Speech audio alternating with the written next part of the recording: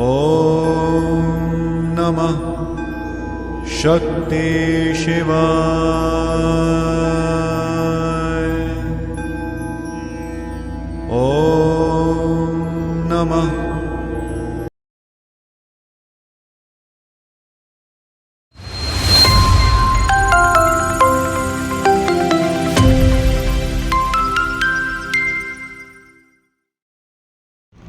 ಜಾತಕದಲ್ಲಿ ಕೋಟ್ಯಾಧೀಶ್ವರ ಯೋಗ ಇದೆಯಾ ಇಲ್ವಾ ಅಂತ ಹೇಗೆ ಚೆಕ್ ಮಾಡೋದು?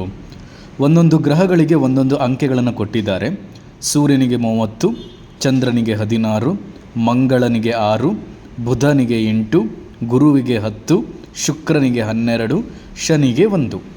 ಲೆಕ್ಕಾಚಾರ ಹೇಗೆ? ಲಗ್ನದ ಮನೆಯಿಂದ ಭಾಗ್ಯಾಧಿಪತಿಯ ಮನೆ ಅಂದರೆ 1ನೇ ಮನೆಯಿಂದ 9ನೇ ಮನೆ, ಹಾಗೂ ಚಂದ್ರನಿಂದ ಅಂದರೆ ರಾಶಿಯಿಂದ ಭಾಗ್ಯಾಧಿಪತಿಯ ಮನೆ 9ನೇ ಮನೆ, ಈ 2 ಅಂಕೆಗಳನ್ನು ಕೂಡಿಸಿ 12ರಿಂದ ಭಾಗಿಸಬೇಕು. ಬಂದಂಥ ಶೇಷವನ್ನು ಚಂದ್ರನಿಂದ ನೋಡಬೇಕು. ಒಂದು ವೇಳೆ ಆ ಮನೆಯಲ್ಲಿ ಶುಭ ಗ್ರಹಗಳು ಇದ್ದರೆ, ಅಂದರೆ ಪೂರ್ಣಚಂದ್ರ, ಬುಧ, ಗುರು, ಶುಕ್ರ ಇದ್ದರೆ ಕೋಟ್ಯಾಧೀಶ್ವರ ಯೋಗ ಇರುತ್ತೆ. ಉದಾಹರಣೆಗೆ ನೋಡೋಣ. ಇಲ್ಲೊಂದು ಕುಂಡಲಿಯನ್ನು ಬರ್ಕೊಳ್ತೀನಿ ನಾನು. ಸೊ ಈಗ ಕುಂಡಲಿ ರೆಡಿಯಾಗಿದೆ. ಸೊ ಇದೀಗ ನೀವು ನೋಡ್ತಿರುವಂಥ ಕುಂಡಲಿ ಕಟಕ ಲಗ್ನದ ಕುಂಡಲಿ.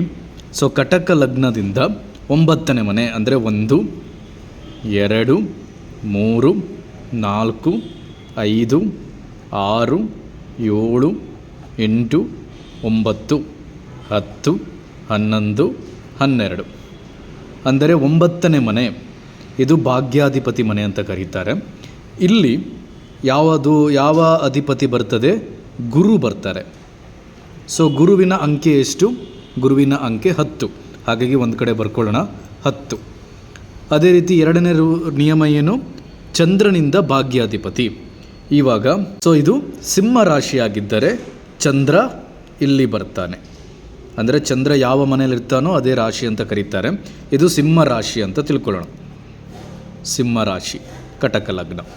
ಸೊ ಚಂದ್ರ ಇಲ್ಲಿದ್ದಾಗ ಚಂದ್ರನಿಂದ 9ನೇ ಮನೆ ಅಂದರೆ 1, 2, 3, 4, 5, 6, 7, 8, 9.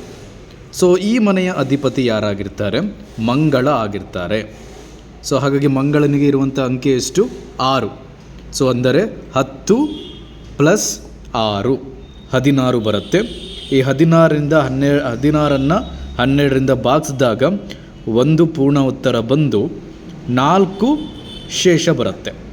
ಹಾಗಾಗಿ ಶೇಷ 4 ಬಂದಿರೋದ್ರಿಂದ ಚಂದ್ರನಿಂದ 4ನೇ ಮನೆಯನ್ನು ನೋಡಬೇಕು. ಅಂದರೆ 1, 2, 3, 4. ಈ ಮನೆ ಎಲ್ಲಾದರೂ ಖಾಲಿ ಇದ್ದು ಯಾವ ಗ್ರಹಗಳು ಇಲ್ಲದೇ ಇದ್ದಾಗ, ಈ ಮನೆ ಖಾಲಿ ಇದ್ದು ಯಾವ ಗ್ರಹಗಳು ಇಲ್ಲದೇ ಇದ್ದಾಗ ಇದನ್ನು ಮಂಗಳನ ಮನೆ ಅಂತ ಕರೀತಾರೆ. ಮಂಗಳ ಅಧಿಪತಿ ಆಗಿರ್ತಾನೆ. ಹಾಗಾಗಿ ಮಂಗಳ ಅಶುಭ ಗ್ರಹ ಆಗಿರೋದ್ರಿಂದ ಯಾವುದೇ ಕಾರಣಕ್ಕೂ ಮನುಷ್ಯ ಕೋಟ್ಯಾಧೀಶ್ವರ ಆಗಲ್ಲ. ಅದೇ ಒಂದು ವೇಳೆ ಈ ಮನೆಯಲ್ಲಿ ಗುರು ಅಥವಾ ಯಾವುದಾದ್ರೂ ಶುಭ ಗ್ರಹಗಳು ಇದ್ದರೆ ಸೊ ಅವನು ಕೋಟ್ಯಾಧೀಶ್ವರ ಆಗಲಿಕ್ಕೆ ಚಾನ್ಸಸ್ ಇದೆ. ಇದರ ಅರ್ಥ ಕೋಟ್ಯಾಧೀಶ್ವರ ಆಗ್ತಾನೆ ಅಂದರೆ ಏನು ಕೆಲಸ ಮಾಡದೆ ಕೋಟ್ಯಾಧೀಶ್ವರ ಆಗ್ತಾನೆ ಅಂತಲ್ಲ. ಸೊ ಅವನ ಜಾತಕದಲ್ಲಿ ಈ ಯೋಗ ಇದ್ದರೆ ಅವನಿಗೆ ಬಿಸ್ನೆಸ್ ಅನ್ನೋದು ತುಂಬಾ ಸೂಕ್ತವಾದ ಪ್ರೊಫೆಷನ್ ಅಂತ ಹೇಳ್ಬೋದು. ಅದರ ಮೇಲೆ ಆ ಮನುಷ್ಯನಿಗೆ ಬಿಸ್ನೆಸ್ಸೇ ಮಾಡಬೇಕು ಅಂತ ಸ್ವಲ್ಪ ತಿಳಿ ಹೇಳಿದರೆ ಸೊ ಕೋಟ್ಯಾಧೀಶ್ವರ ಆಗುವಂಥ ಚಾನ್ಸಸ್ಸು ತುಂಬ ಇರುತ್ತೆ. ಅಂದರೆ ಇವಾಗ ಓದ್ತಾ ಇರ್ತಾರೆ, ಸೆಕೆಂಡ್ PUC ಮುಗ್ದಿರುತ್ತೆ ಅಥವಾ SLC ಮುಗ್ದಿರುತ್ತೆ.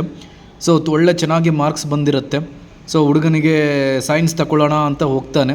ಆದರೆ ಸೈನ್ಸ್ ತಗೊಂಡ್ರೆ ಟೆಕ್ನಾಲಜಿಕಲ್ ಫೀಲ್ಡು, ಸಾಫ್ಟ್ವೇರು ಈ ಥರ ಹೋಗಬೇಕಾಗತ್ತೆ. ಅದರಲ್ಲೂ ಆಗಲ್ಲ ಅಂತ ಹೇಳಲ್ಲ, ಆಗ್ತದೆ.